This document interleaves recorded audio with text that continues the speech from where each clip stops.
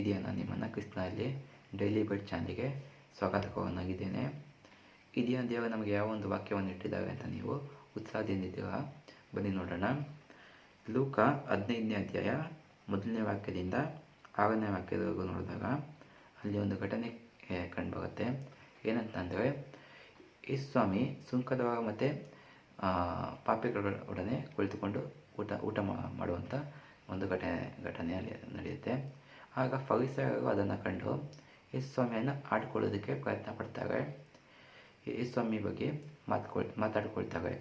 ಏನಂತ, ಆತ ನೋಡಿ ಸುಂಕದವರು ಮತ್ತು ಪಾಪಿಗಳ ಒಡನೆ ಕುಳಿತುಕೊಂಡು ಊಟ ಮಾಡ್ತಾ ಇದ್ದಾನೆ ಅಂತ ಮಾತನಾಡ್ಕೊಳ್ತಾರೆ.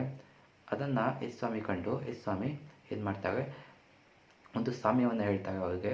ಏನಂತಂದರೆ, ಒಬ್ಬ ಕುರುಬ ಆತನ 100 ಕುರಿಗಳಲ್ಲಿ ಒಂದು ಕುರಿಯನ್ನು ಕಳೆದುಕೊಂಡವನು. ಆತ ಉಳಿದಂಥ 99 ಕುರಿಗಳನ್ನು ಆತ ಅದೇ ಅಡವಿಯಲ್ಲಿ ಬಿಟ್ಟು ಆ ಒಂದು ಕುರಿಯನ್ನು ಆತ ಹುಡುಕುತ್ತಾ ಹೋಗ್ತಾನೆ ಅಂತ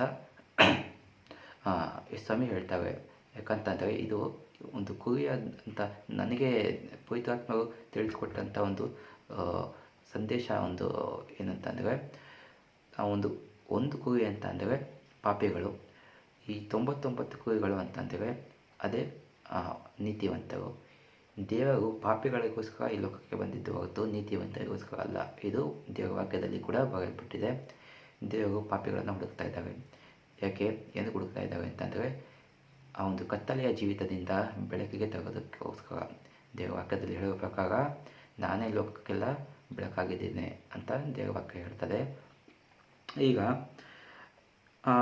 ಒಂದು ಕುರಿಯನ್ನು ಹುಡುಕುವಾಗ ದೇವರು ನಮ್ಮನ್ನು ಹುಡುಕುತ್ತಾ ಬರ್ತಾರೆ. ಯಾಕಂದರೆ ದೇವರಿಗೆ ನಾವು ಕತ್ತಲೆಯ ಜೀವಿತವನ್ನು ಜೀವಿಸೋದು ಇಷ್ಟವಿಲ್ಲ. ಯಾಕಂದರೆ ಆತನು ನಮ್ಮನ್ನು ಪ್ರೀತಿಸ್ತಾನೆ. ಆತನು ನಮ್ಮನ್ನು ಪ್ರೀತಿಸೋದ್ರಿಂದ ಆತನು ನಮ್ಮನ್ನು ಹುಡುಕುತ್ತಾ ಬಂದು ನಮ್ಮನ್ನು ಒಂದು ಬೆಳಕಿನ ಜೀವಿತದಲ್ಲಿ ತರೋದಕ್ಕೆ ಆಸೆ ಪಡ್ತಾನೆ. ಹಾಗೆ ನಾವು 7ನೇ ವಾಕ್ಯ ನೋಡಿದಾಗ, 15ನೇ ಅಧ್ಯಾಯದಲ್ಲಿ 7ನೇ ವಾಕ್ಯ ನೋಡಿದಾಗ, ಅದರಂತೆ ದೇವರ ಕಡೆಗೆ ತಿರುಗಿಕೊಳ್ಳುವುದಕ್ಕೆ ಅವಶ್ಯವಿಲ್ಲದ 99 ಮಂದಿ ನೀತಿವಂತರಿಗಿಂತ ದೇವರ ಕಡೆಗೆ ತಿರುಗಿಕೊಳ್ಳುವ ಒಬ್ಬ ಪಾಪಿಯ ವಿಷಯವಾಗಿ ಪರಲೋಕದಲ್ಲಿ ಸಂತೋಷ ಉಂಟಾಗುವುದೆಂದು ನಿಮಗೆ ಹೇಳುತ್ತೇನೆ.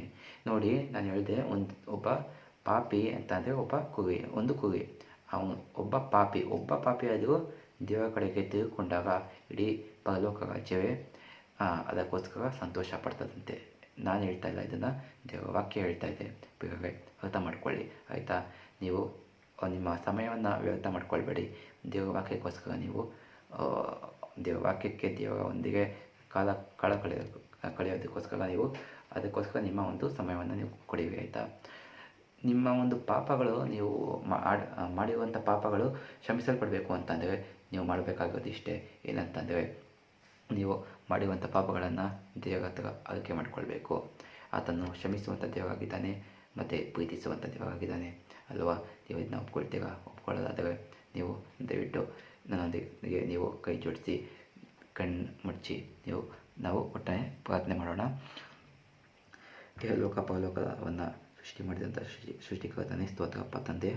ಹೌದಪ್ಪ ತಂದೆ ಯೇಸುವೆ, ಈ ದಿನ ನೀವು ನಮ್ಮನ್ನು ಒಟ್ಟಾಗಿ ಕೂಡಿಸಿದ್ದಕ್ಕಾಗಿ ನಿಮಗೆ ಕೋಟಿ ಸ್ತೋತ್ರ ರಾಜನೇ. ರಾಜನೇ, ಹೌದಪ್ಪ, ನಿಮ್ಮ ವಾಕ್ಯಗಳು ಹೇಳುವ ಪ್ರಕಾರ ಕತ್ತಲೆಯ ಜೀವಿತದಿಂದ ನಿಮ್ಮನ್ನು ನಾನು ಬೆಳಕಿನ ಜೀವಿತಕ್ಕೆ ತರುತ್ತೇನೆ. ನಿಮ್ಮ ಪಾಪಗಳನ್ನು ನೀವು ಆರೈಕೆ ಮಾಡಿಕೊಳ್ಳಿ ಅಂತ ನಿಮ್ಮ ವಾಕ್ಯ ಹೇಳ್ತದೆ ತಂದೆ ಯೇಸುವೆ. ಸ್ತೋತ್ರಪ್ಪ, ನೀವಿಷ್ಟು ಪ್ರೀತಿಯನ್ನು ತಗೋತಾ ಇರಲ್ಲ ತಂದೆ ಯೇಸುವೆ. ಸ್ತೋತ್ರ. ಈ ಒಂದು ವಿಡಿಯೋನ ನೋಡ್ತಾ ಇರುವಂಥ ಪ್ರತಿಯೊಬ್ಬರನ್ನು ನೀವು ಆಶೀರ್ವದಿಸಿರಿ. ಅವ್ರು ಮಾಡಿರುವಂಥ ಪಾಪಗಳನ್ನೆಲ್ಲ ನೀವು ಮುಟ್ಟಿ ಆ ಒಂದು ಪಾಪಗಳನ್ನು ನೀವು ಕ್ಷಮಿಸಿರಿ ತಂದೆ. ಆ ದಿನ ತಂದೆ ಯೇಸುವೆ, ನೀವು ಕ್ರೂಜಿಯಲ್ಲಿ ಆ ಒಂದು ರಕ್ತವನ್ನು ನಿಮ್ಮ ಪವಿತ್ರವಾದ ರಕ್ತವನ್ನು ಸುರಿಸಿದ್ದು ಈ ಒಂದು ಪಾಪಿಗಳಿಗೋಸ್ಕರ ಅಲ್ವ ತಂದೆ. ಆ ಒಂದು ಅವಮಾನವನ್ನು ನೀವು ಅನುಭವಿಸಿದ್ದು ಮತ್ತು ಆ ಒಂದು ನೋವನ್ನು ನೀವು ಅನುಭವಿಸಿದ್ದು ಈ ಪಾಪಿಗಳಿಗೋಸ್ಕರ ಅಲ್ವ ತಂದೆ. ಸ್ತೋತ್ರಪ್ಪ ತಂದೆ ಯೇಸುವೆ. ಪ್ರತಿಯೊಬ್ಬರನ್ನು ನೀವು ಮುಟ್ಟಿ ಆಶೀರ್ವದಿಸ್ತೀವಿ. ಅವ್ರಿಗೆ ದೇವರ ಆಶಯನ ಕೊಟ್ಟು ಅವ್ರಿಗೆ ಒಳ್ಳೆಯ ಶಾಂತಿ ನೆಮ್ಮದಿಯನ್ನು ಕೊಟ್ಟು ಆಶೀರ್ವದಿಸ್ತೀವಿ. ಪ್ರತಿಯೊಬ್ಬರನ್ನು ಮುಟ್ಟಿ ಆಶೀರ್ವದಿಸ್ತೀವಿ ತಂದೆ ಯೇಸುವೆ. ಅವರ ಎಲ್ಲ ಕೊರತೆಗಳನ್ನೆಲ್ಲ ನೀವು ನೀಗಿಸ್ತೀವಿ ತಂದೆ. ಒಳ್ಳೆಯ ಆರೋಗ್ಯವನ್ನು ಕೊಟ್ಟು ಕಾಪಾಡಿರಿ. ಪ್ರತಿಯೊಬ್ಬರನ್ನು ನೀವು ಮುಟ್ಟಿ ಆಶೀರ್ವದಿಸಿರಿ.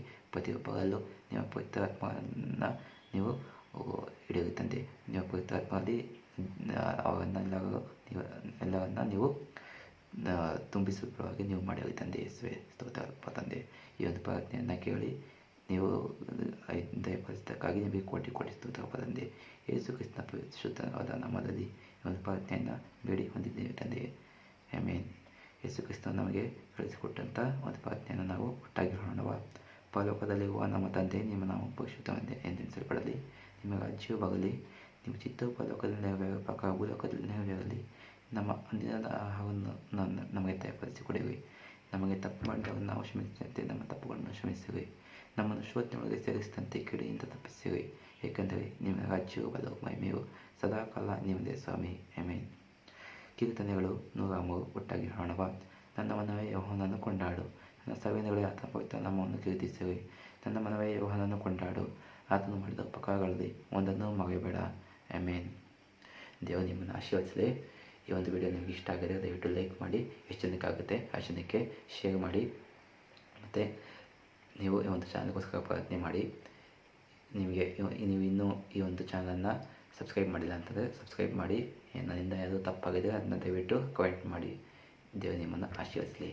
All the best.